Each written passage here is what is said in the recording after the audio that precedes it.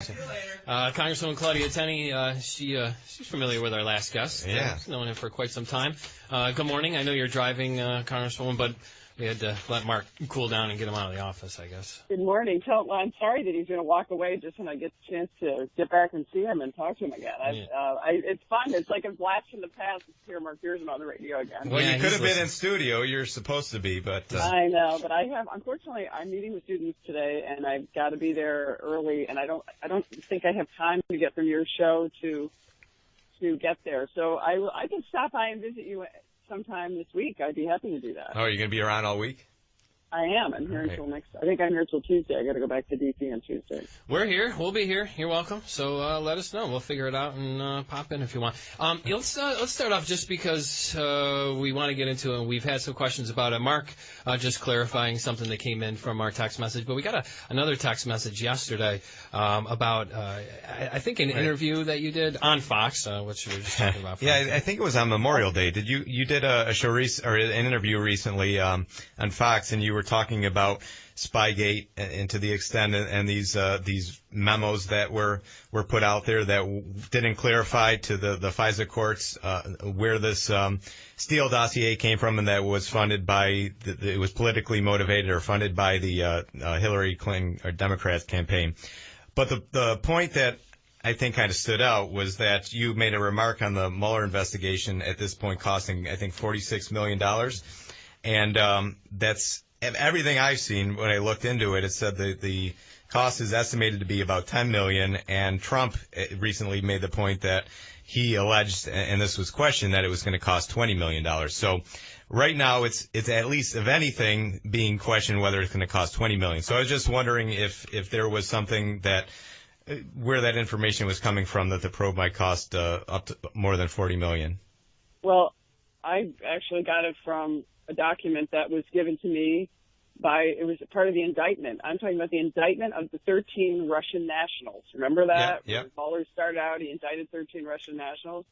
The facts came out and said that this cost us $46 million, and what did we end up with overall at that point? Remember, this has been going on. I'm not sure the document meant specifically just Mueller, but just since the beginning of this entire Russia collusion. And what we had when I made that statement, it was on a show for Memorial Day, but the $46 million was quoted as of the time that the indictment came out, where Mueller indicted 13 Russian nationals because they apparently were getting involved in elections. There was internet activity. They spent almost $2 million on internet activity and traveling back and forth from Russia to the United States. And at that point, the number was, the investigation had been $46 million from that point, which was a long time ago when that came out.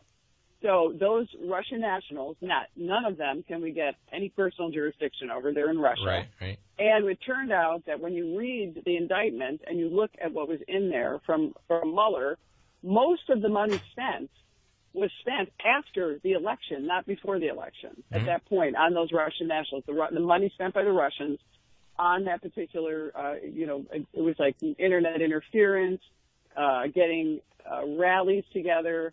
Before the election, there was money spent supporting Donald Trump and Bernie Sanders because they were, obviously looked to be, everyone figured Hillary was going to win, and so it's going to be the most disruptive, and so the Russians focused their energy on them.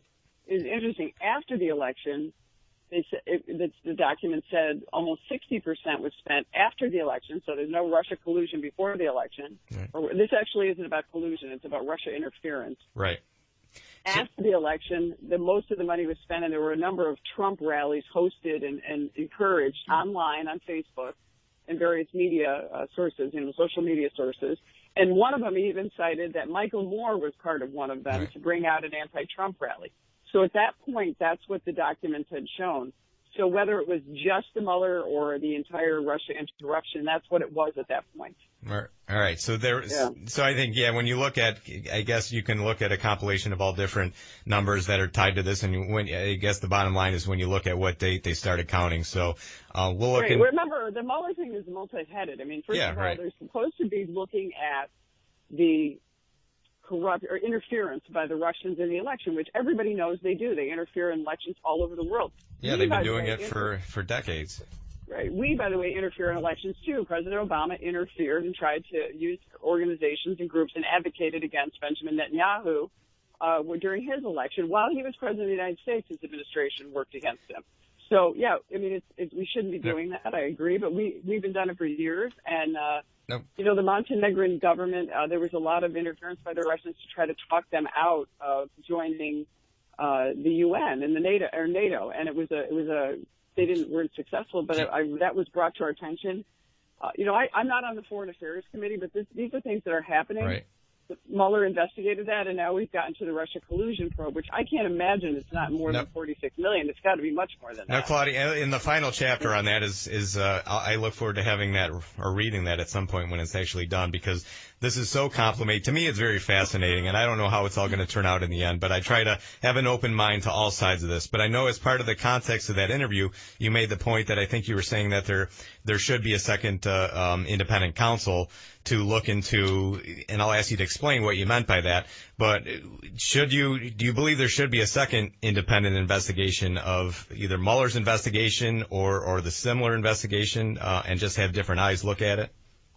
What my problem is right now, you have two agencies who look like they've engaged in activity that is undermining the integrity of the agency.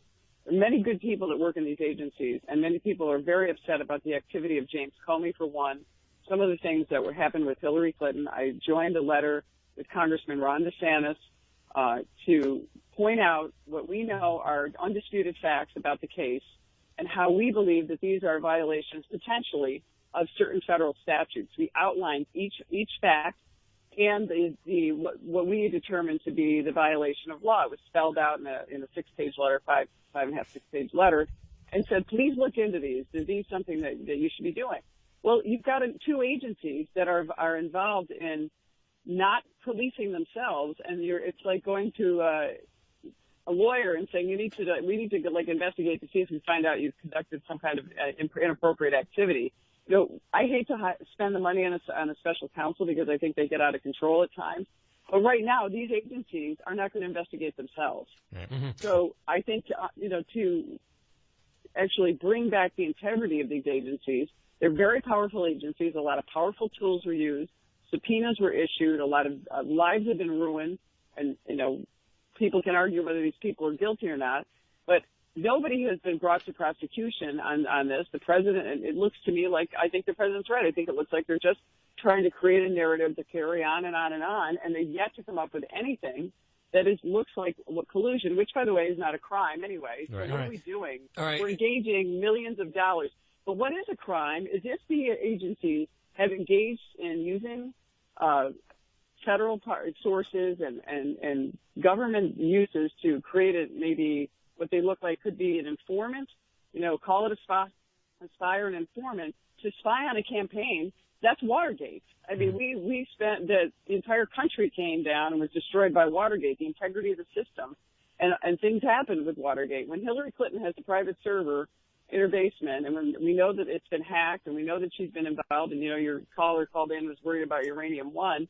But now you literally have, it looks like, if you read the text from Carter Page and you put the evidence out, it looks like, we don't know, but we should have somebody say, is our federal government using political documents like a dossier and political operatives to spy on a political campaign? Yeah, Claudia, you know, just as funny, you mentioned Watergate, but if we remember that